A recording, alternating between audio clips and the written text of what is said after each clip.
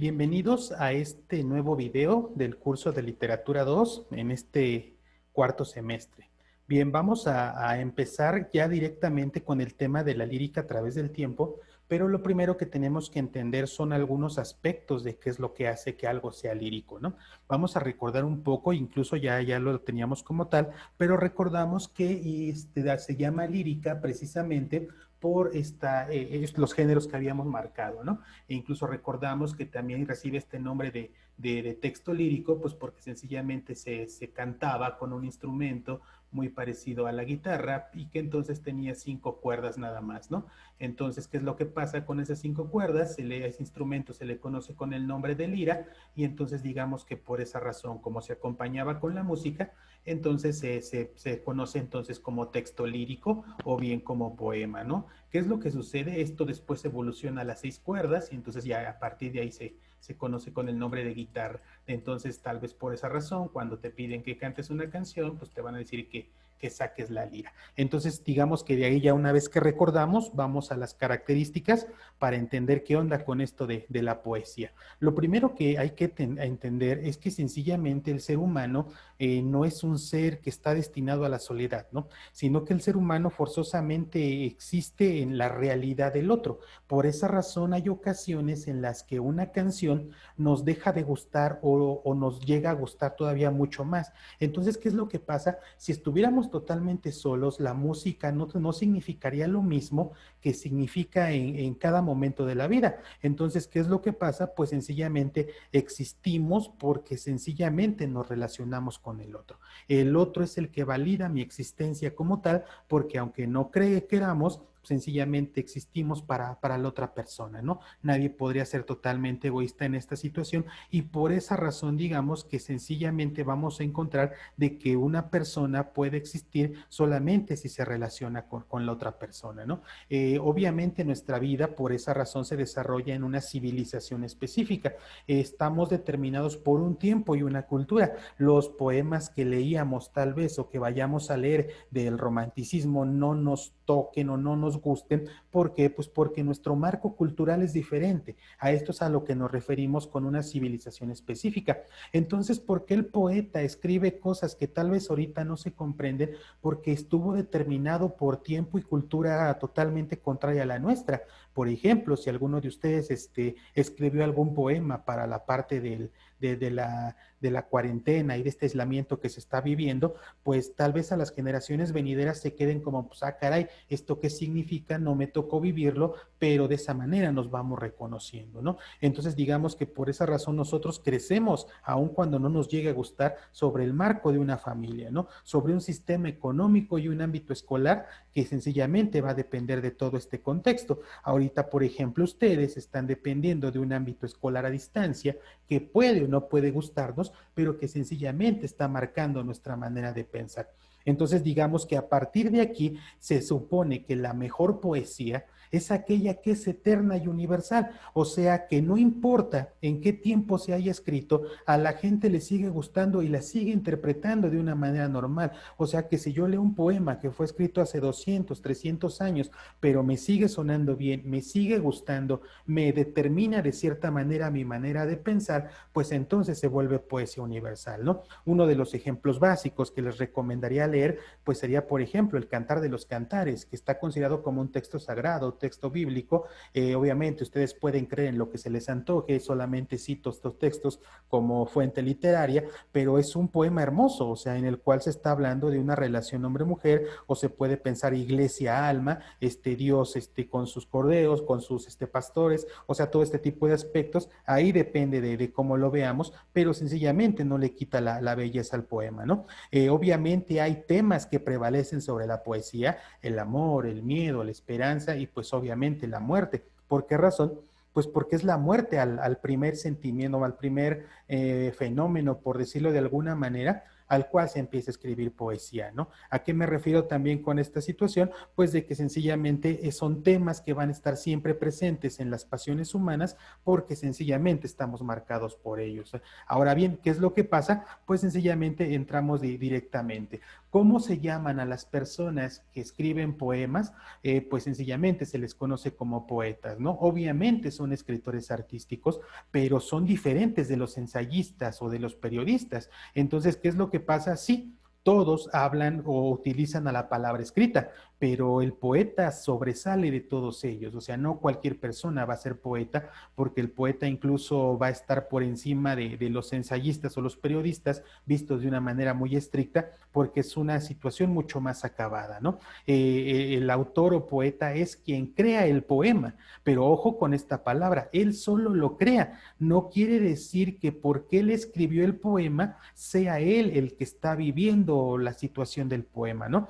Entonces no hay que confundirnos que si el autor escribe, por ejemplo, tal poema hacia la muerte, no es porque él se haya muerto, porque lo haya vivido, sino que la poesía deja de pertenecerle al autor en el momento en el que le está escribiendo. Puede poner otro personaje que puede ser ficticio, pero esto lo vamos a ir viendo poco a poco. Entonces, ¿qué es lo que sucede? Vamos a entrar entonces a definir qué entendemos por texto poético. En este caso, el texto poético sobresale de los demás porque va a tener un cuidado específico de las formas de escritura. No es solamente escribir por escribir, sino que busca embellecer el lenguaje. Entonces va a buscar esa belleza y esa misma sonoridad que lo hace, pues valga la redundancia, sonar bonito. Y aparte le va a dar como figuras poéticas o figuras retóricas que son como la cirugía plástica de la poesía, y pues sencillamente vamos a empezar por eso, ¿no? O sea, ¿qué podríamos también encontrar nosotros por esta situación? Vamos a hacer la diferencia, ¿no? Una narración te va a decir, por ejemplo, y entonces en aquella tarde en la cual yo vi tus ojos, que estaban brillando, estaba ya un río que se veía totalmente azul, unos árboles con las manzanas que estaban floreciendo todas rojas, y abajo había un pasto totalmente verde. O sea, ahí entonces tus ojos eran lo más bonito. Ahí estamos explicando durante muchas líneas toda una situación. Entonces, ¿qué es lo que pasa? Se dice que entonces el poeta, o sea, es como si tomara unas ligas y las fuera poniendo alrededor de esta narración hasta que finalmente lo puede abreviar pues a una o dos líneas. O sea, entonces por esa razón es diferente la poesía como tal, ¿no? Entonces, por ejemplo, podríamos poner uno de los ejemplos más famosos, ¿no? Entonces se dice que cuando morimos, toda nuestra vida, desde la infancia hasta la muerte y actualmente en el hecho, pasa ante nuestros ojos de una manera en que todo se repite para que veamos las cosas buenas y las cosas malas que hicimos durante nuestra vida. Mucho texto. Y entonces, ¿cómo la resume el poeta? Pues el poeta podría resumirlas en el último cuadrante venidero, pasa la existencia. Y te quedas, wow, o sea, difícil de comprender, tal vez. ¿Por qué? Porque es como un extra mega super resumen de algo que podríamos explicar allí. Eso es lo primero que tenemos que entender. Y aparte, el poeta se da la libertad de cambiar el significado o darle un significado alterno a esta especie de palabra, cosa que el cuentista no puede hacer, que el ensayista no puede hacer, pero el poeta sí. ¿Por qué? Porque el poeta es aquel que puede manejar las palabras de dos maneras totalmente diferentes. ¿A qué me refiero? Nosotros desde niños, desde la primaria, nos enseñaron que las palabras pues no deben ser ambiguas, ¿no? Y que el lenguaje va a adquirir dos posturas. En el primero hablamos de un lenguaje objetivo, o sea, en el cual es el significado natural de la palabra, o sea, tal como yo lo veo, o sea, lo que viene en este caso en el diccionario, o sea, que no va a cambiar. Por ejemplo, ¿qué es lo que sucede? Podríamos encontrar nosotros acá este pequeño ejemplo de una palabra, ¿no? Vamos a poner la palabra oasis. Entonces, aquí tengo esta palabra. ¿Y qué pasa con la palabra oasis? Pues entonces vamos a buscar su significado en el diccionario y vamos a encontrar que es una porción de agua en el desierto. Ah, entonces, ¿a qué me refiero? Pues que un oasis entonces va a ser aquí una especie de charquito, con sus palmeras acá, entonces todo ahí está bonito, imaginen que eso es unas palmeras, entonces, pues está el sol del desierto acá quemando, dando a máxima potencia, y pues sencillamente viene un árabe todo cansado porque pues no tiene agua, entonces está a punto de morirse, y entonces él dice, un oasis, pues perfecto, puede tomar agua, sigue con vida, y entonces sigue su camino. Entonces, ahí, ¿qué es lo que pasa? Yo no le cambié el significado a la palabra. O sea, estoy hablando de un oasis, una porción de agua en el desierto. O sea que entonces, ¿qué quiere decir? Pues que sencillamente estoy teniendo el significado natural de la palabra. O sea, no le estoy cambiando, porque entonces sigue significando el agua a la mitad del desierto. Y por esa razón es una postura universal. Todos la entendemos cuando el autor va a decir, y entonces los árabes iban caminando y se encontraron un oasis. Ah, todos nos imaginamos pues que se encontraron esta porción de agua, ¿no? ¿Dónde podemos resolver estas dudas? En los libros de consulta. Obviamente, ustedes son muy jóvenes, pero existen unas cosas que se llamaban diccionarios. Ahorita se puede encontrar en Google absolutamente todo, pero ahí es donde nos da este sentido objetivo. ¿A qué me refiero con el sentido objetivo o significado objetivo de las palabras? ¿Qué es lo que están destinadas a representar? O sea, la palabra con su significado verdadero. Entonces las encontramos en el diccionario y no nos deja lugar a una confusión. Ahora bien, toda esta postura objetiva del lenguaje la usan los cuentistas, ensayistas, periodistas, pero ¿qué pasa con el poeta?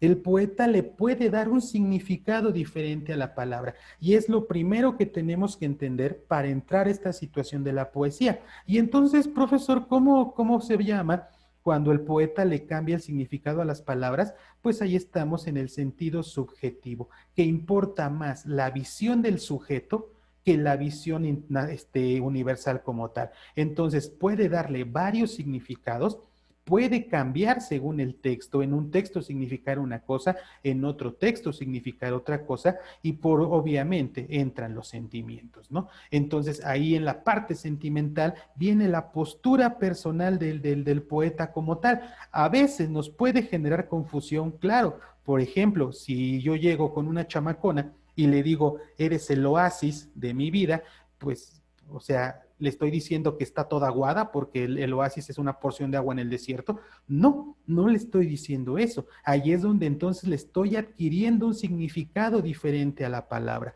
¿Por qué razón? Pues porque sencillamente lo que estoy tratando de decirle a la chica es que tal vez yo soy el árabe que estaba acá navegando, caminando por el desierto con mucho sol y de repente iba solito, obviamente. Entonces ella apareció, entonces vivo de su agua, del cariño de ella o de su amor que me profesa, entonces eso me da vida para seguir mi viaje y entonces ella se vuelve el oasis de mi vida, no porque esté aguada, no porque la esté insultando, pero sencillamente se vuelve mi oasis porque me da la energía para vivir. ¿Y qué es lo que sucede? Eso no va a venir en el diccionario. Yo si busco oasis va a venir porción de agua en el medio del desierto, más no va a venir la chava que me gusta. Entonces ahí es donde encontramos estas dos posturas, pero obviamente no las vamos a llamar objetivo ni subjetivo, sino que la propia poesía le da dos palabras diferentes. Por ejemplo, lo que yo hago para que no se me olvide es el significado denotativo. Denotativo es como lo objetivo, o sea, de diccionario, o sea que por lo tanto el significado denotativo va a ser aquello que es el significado universal, el significado verdadero. Por ejemplo, oasis, porción de agua en el desierto. Ah, eso es un significado denotativo y al mismo tiempo objetivo. Exactamente. Yo recuerdo la D, para no olvidar, que es del diccionario, que es la palabra como tal, ¿no? Después de eso encontraríamos el significado connotativo. El significado connotativo es el alterno, el que le da el poeta, el que dijimos de la chica comparándola con el oasis. Y entonces allí encontramos la principal diferencia. Lo denotativo es como en el diccionario, lo connotativo va a ser el significado alterno que le está dando el poeta. Entonces no creo que hasta aquí haya problema, simplemente nos quedamos con estos dos términos. Lo denotativo sería lo universal, lo del diccionario, lo connotativo sería ya los significados alternos que le está dando el poeta, pues sencillamente para poder tener otro modo de creación como tal, ¿no? Ahora bien, ya una vez que entramos, vamos directamente a esta situación. Lo connotativo es el lenguaje figurado. O sea, el que te lo digo, pero no es literal, o sea, no es lo que estoy mencionando, ¿no? Que emplea las palabras con significados distintos a los verdaderos, lo que les decía con el ejemplo anterior, ¿no? Entonces, ¿qué es lo que sucede? Por ejemplo, vamos a ver lo que está escrito hasta la parte de abajo como tal, ¿no? Vean esta parte que tenemos acá, o sea, esto, céntrense. Tu corazón late a 1000 por hora cuando te veo en el colegio. y te quedas, ah, caray, a ver, va de nuevo, perfecto. Tu corazón late a 1000 por hora cuando te veo en el colegio. Ok, pero no le estoy captando exactamente. No le captamos porque estamos acostumbrados a ver el lenguaje de la manera denotativa, o sea, cómo funciona como tal. ¿Qué pasa si yo digo tu corazón late a 1000 por hora? Vamos acá, tenemos a la chava, entonces ahí tenemos una chica común y corriente. Entonces, ¿qué es lo que pasa? La chica obviamente tiene un corazón, entonces vamos a dibujárselo. Aquí está su corazón, exagerado. Entonces, yo estoy aquí, ajá, o cualquier otra persona. Entonces, ahí estoy. Y resulta ser que entonces dice tu corazón, o sea, el de ella, porque dice tu corazón, o sea, este que está aquí, late a 1000 por hora, o sea, le está dando una taquicardia bien lépera a la chava, porque le late a 1000 por hora, cuando te veo. Ah, pero solamente te late así de rápido cuando yo te estoy viendo.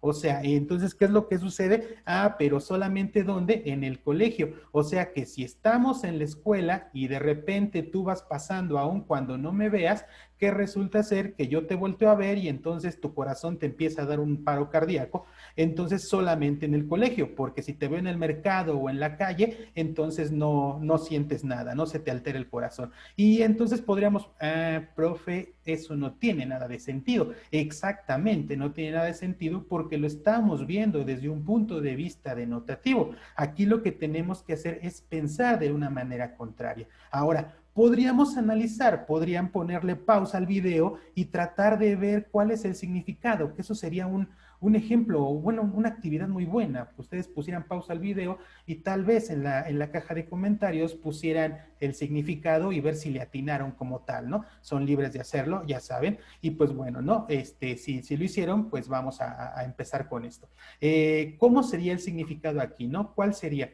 Cuando yo digo tu corazón late a 1000 por hora, cuando te veo en el colegio, tengo que ponerme en la postura del poeta. A ver, ¿cómo que tu corazón? O sea, este es tu corazón. No, lo que estamos pensando es que el corazón que se refiere es al corazón del tipo que está hablando. ¿Cómo, profesor? Exactamente. ¿Por qué? Porque tu corazón, o sea, este que yo tengo, ya no es mío. ¿Por qué no es mío? Porque te lo estoy regalando. Ah, ya. Y entonces cuando yo te regalo algo, ya no es mío, sino que es tuyo. Y entonces por esa razón cuando digo tu corazón, o sea, no el de la chava, sino tu corazón, que es el que yo tengo aquí y que ya no es mío porque te lo di por el amor que te tengo, late a 1000 por hora. Ah, ya entendí.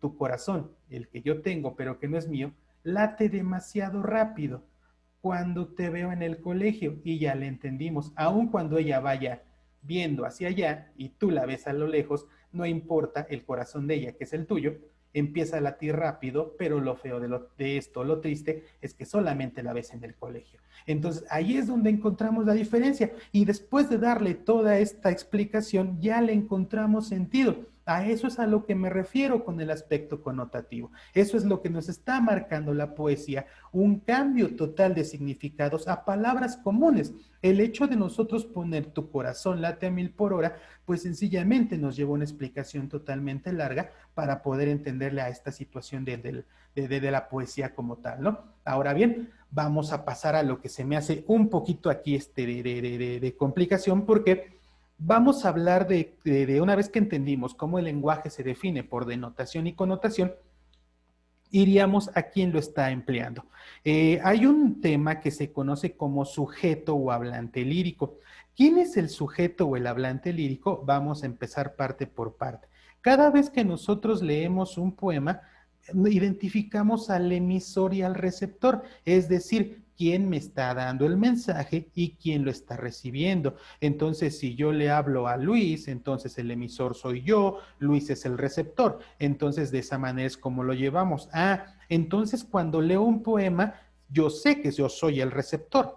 Pero ¿quién es el emisor? El emisor es el sujeto o hablante lírico, ¿no? Entonces, ¿qué es lo que sucede? A veces el emisor puede ser el propio autor, a veces, y ese sería el sujeto lírico. Entonces, digamos que este sujeto o hablante lírico va a cumplir el papel de comunicarnos esa situación que está diciendo el poema. O sea, por lo tanto, digamos que este sujeto como tal va a decirnos lo que está pasando directamente de la voz, pero que no siempre es el poeta, o sea, no siempre es el poeta el que te habla, puede ser cualquier otra persona. Vamos a definirlo.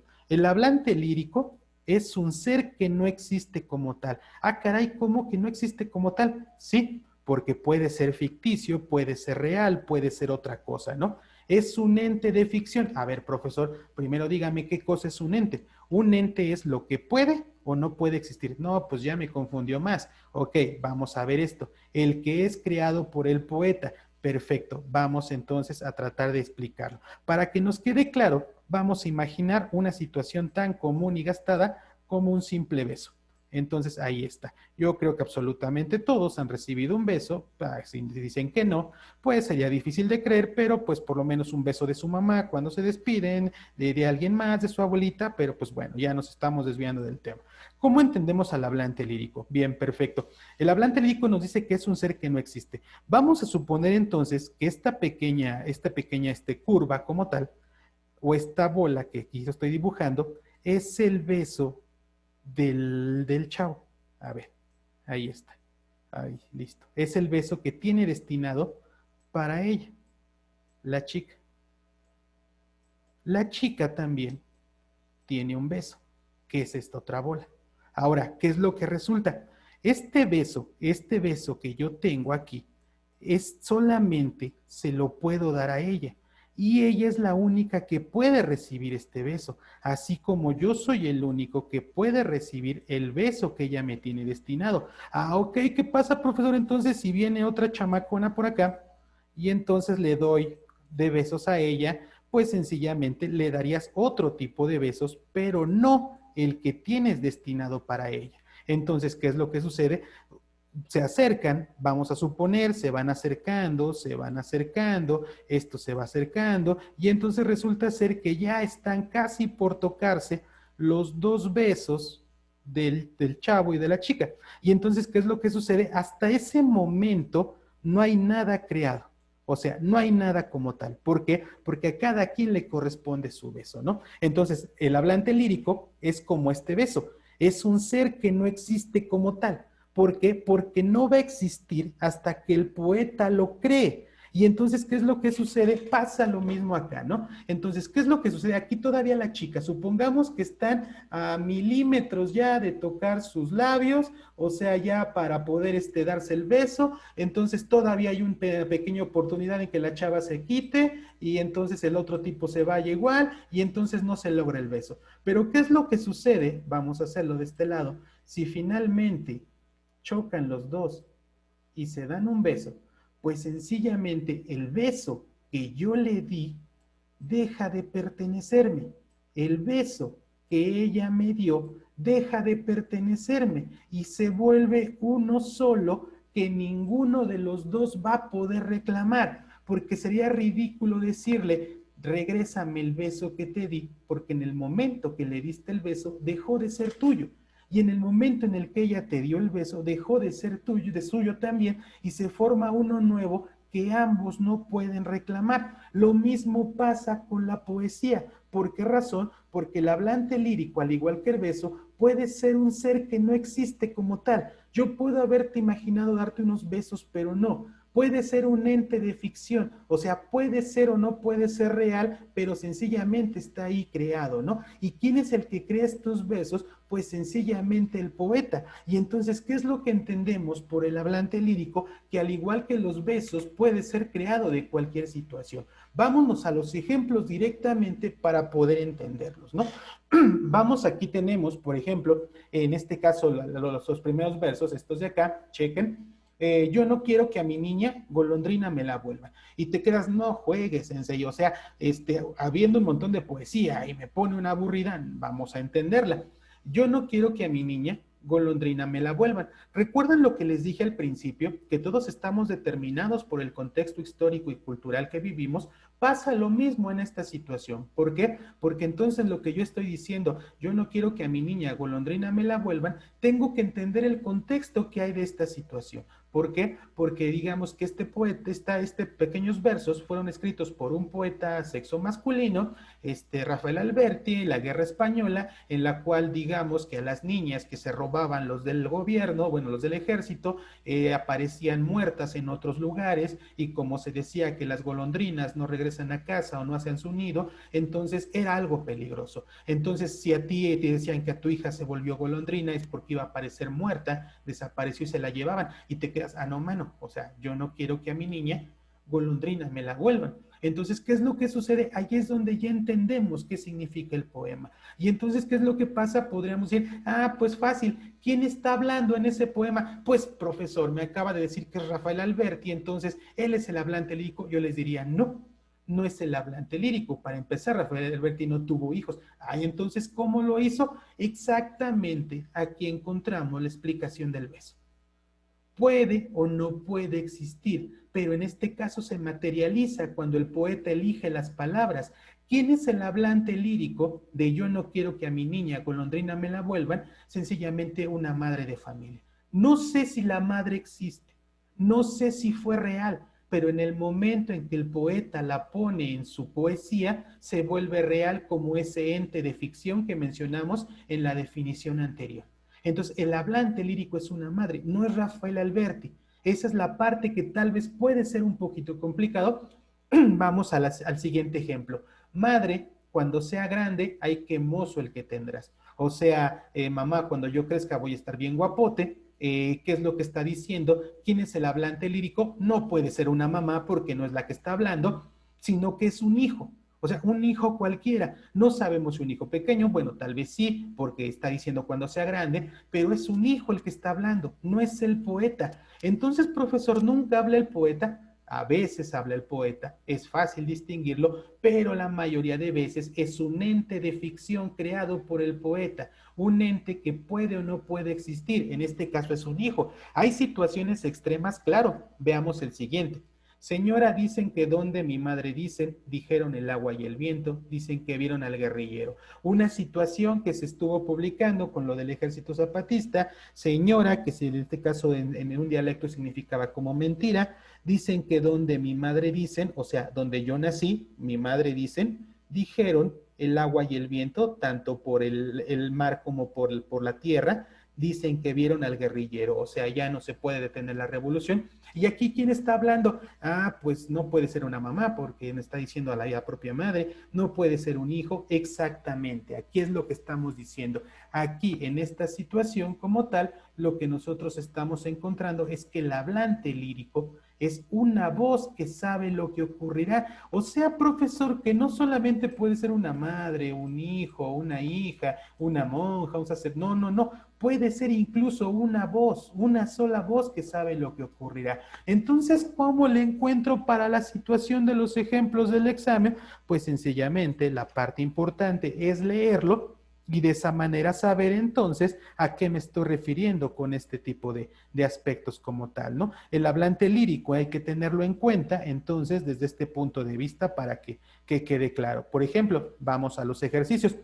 Reíamos durante horas, soñábamos, nos amábamos, todo cambió de frente, todo cambió de pronto cuando nos cansamos. Entonces vamos a analizarlo, podríamos hacer el mismo ejercicio, pausan el video, ponen en la caja de comentarios a qué creen que se refiere a le quitan la pausa y vamos a la solución, ¿no? Reímos durante horas, soñábamos, nos amábamos, todo cambió de pronto cuando nos cansamos. ¿Quién sería el hablante lírico? Fácil. Puede ser dos opciones. Puede ser, por ejemplo, si nosotros ponemos que es una pareja, estaría yo en lo correcto. Si estoy hablando, por ejemplo, que es un nosotros, estaríamos igual en lo correcto. Entonces, ahí encontraríamos esas dos cosas. Ah, como que ya va sonando coherente. Perfectamente. Vamos al siguiente. Oh noche que guiaste, oh noche amable más que la alborada, oh noche que juntaste amado con amada, amada en el amado transformada, en mi pecho florido que entero para él solo se guardaba, allí quedó dormido y yo le regalaba y el ventalle de cedros aire daba. Y te quedas, no sé ahí esta cosa que es. Vamos de nuevo al ejercicio, pausamos, escribimos y regresamos. ¿Qué resultado encontramos? O noche que guiaste, o noche amable más que la alborada, o noche que juntaste, amado con amada, amada en el amado transformada, en mi pecho florido, que entero para él solo se guardaba, allí quedó dormido y yo le regalaba, y el ventalle de cedros aire daba. ¿Qué solución podemos encontrar ante esta parte del hablante lírico? Bien, aquí es difícil, ¿por qué? Porque vamos a otra vez a recuperar lo que les dije al inicio, un contexto marcado según donde haya crecido el poeta, y en este caso estamos hablando de un alma como tal, alma, o sea, no una chava llamada alma, sino el alma del cuerpo humano, que al morir, por esa razón la noche, no le da miedo. ¿Por qué? Porque va a ver a su amado, que el amado es Dios. Entonces, ¿quién es el hablante lírico? Un alma que está muriendo. Ahí suena complicado, ok, se los acepto, pero el punto está en saber, por esa razón es complicada o da flojera la lectura de la poesía, porque hay que ver primero de qué me está diciendo. Hay que entender el contexto del poeta para poder encontrar el hablante lírico. Vamos aquí, está todavía un poco más sencilla. Vivo sin vivir en mí y de tal manera espero que muero porque no muero. Vivo ya fuera de mí después que muero de amor porque vivo en el Señor que me quiso para sí. Cuando el corazón le di, puse en él este letrero que muero porque no muero. Esta divina prisión del amor con que yo vivo ha hecho a Dios mi cautivo y libre mi corazón.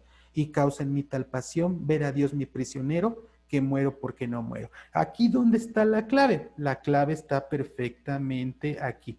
Vivo en el Señor que me quiso para mí. Y podríamos, pues habla en primera persona. Profe, entonces este soy yo. No tanto. ¿Quién sería la persona? Estaríamos hablando, por ejemplo, de una monja, porque son las que se dan a Dios y porque hablan sobre esta situación. Entonces, ahí podría ser en este caso la parte complicada, pero está en la lectura como tal, ¿no? Aquí esta está más sencilla. Voy por tu talle como por un río, voy por tu cuerpo como por un bosque, como por un sendero en la montaña que en un abismo brusco se termina. Voy por tus pensamientos afilados y a la salida de tu blanca frente mi sombra despeñada se destroza. Recojo mis fragmentos uno a uno y prosigo sin cuerpo, busco a tientas. ¿Y qué es lo que pasa? Pues aquí podríamos encontrar tal vez la situación de que aquí sí estoy hablando con un yo, o que puede ser en este caso el propio poeta. Ahí las dos soluciones son básicas. Este poema es de Octavio Paz, Premio Nobel de Literatura mexicano, entonces ahí encontramos la respuesta.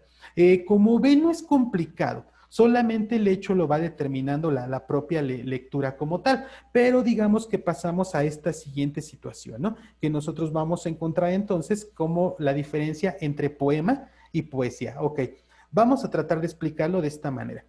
El poema es el texto que expresa la belleza como tal. El poema es la forma material, es lo que yo estoy tocando. El poema, por lo tanto, puede llegar un niño y me puede decir, pues, bueno, no a mí, ¿verdad? Obviamente, supongamos, ¿no? Llegan las chavitas de prepa, salen, están afuera de la escuela y de repente llega alguien de secundaria y te dice, mira, te entrego este poema. Y tú te quedas así como que a la chava, ¿no? Ah, pues sí. Entonces, ¿tiene razón? Sí, tiene razón, te está entregando el poema. Si yo por ejemplo, ahorita en la diapositiva anterior vimos un poema escrito. Profesor, ¿entonces un poema? Sí, es un poema. ¿Por qué? Porque el poema es el texto que expresa belleza.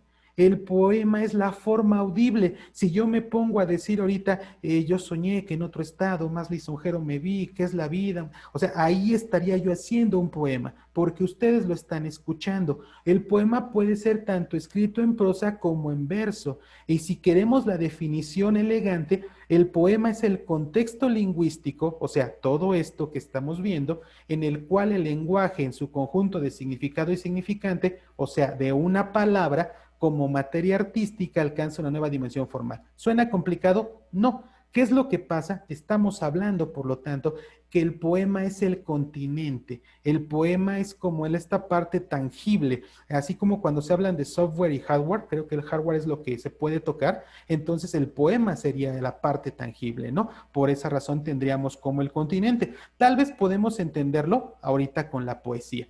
¿Por qué razón? Porque la poesía es la realización de la belleza literaria. La poesía ya es cuando coinciden todos este tipo de puntos como tal. Para poder hacerlo mucho más sencillo, vamos a ver lo siguiente. Supongamos que ustedes van caminando, caminando por el desierto y tienen un montón de sed.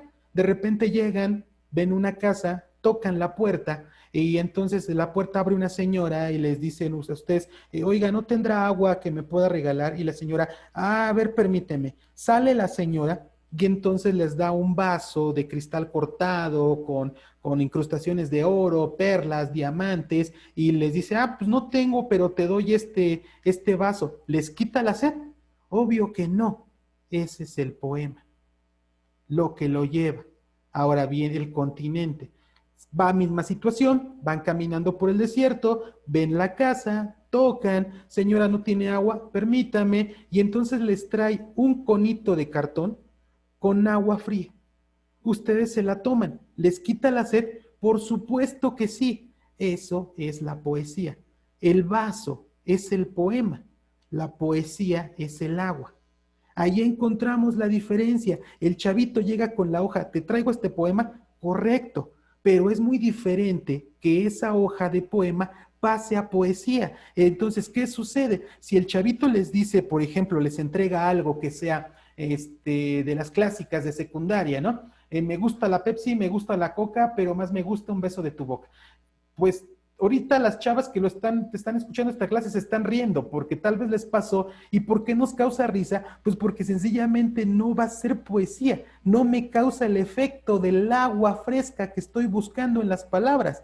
Ahí encontramos, es un poema, ajá, pero no puede ser poesía porque le faltan todas estas características. En cambio, imagínate, bueno, la primera situación, ¿no? Llega el chavito, oye, mira, te traje este poema y te lo da, ¿no? Entonces tú así como que, ay, cosita tierna, ¿no? A ver, dímelo de nuevo y te vas a burlar de nuevo del sujeto. ¿Por qué? Pues porque cualquiera se va a burlar de un vaso, por muy bonito que sea, que no tenga ese sentido de quitarte la sed. En cambio, si llega el sujeto y te dice, mira, eres la quimérica materia de mi insomnio, a ver, aguanta, ¿qué dijiste? Entonces, ¿qué es lo que sucede? Te llama la atención. Y mínimo al chavito le vas a preguntar qué significa o a ver por qué lo escribiste y automáticamente logró su propósito. El sujeto te está platicando, el sujeto te está hablando y entonces causa ese efecto como tal. Por esa razón podemos encontrar aquí que hay cosas que son muy criticadas, ¿no? Que son cosas que no tienen un sentido literalmente como poesía y ahí es donde nos encontramos, ¿no? Es lo que tendríamos que checar en este aspecto como tal. Entonces, para que pueda ser poesía, vamos a tener entonces que haya una coincidencia afortunada de las ideas, lograr esta belleza a través de las palabras y pues tratar de encontrar estas dos cosas. Entonces, vamos a dejarle hasta aquí porque es mucha información para poder analizar y pues estaríamos subiendo la segunda parte pues ya dentro de poco como tal, ¿no? Entonces, de verdad, un gusto volver a ver cuando veo que ya están viendo el video, eso me hace saber que están bien y pues bueno, de todos modos saben cualquier duda, estamos para atenderlos y pues entonces les dejo la actividad en Classroom, como siempre un abrazo desde acá, recuerden que los quiero mucho, cuídense también mucho por favor y nos estamos viendo en esta nueva normalidad.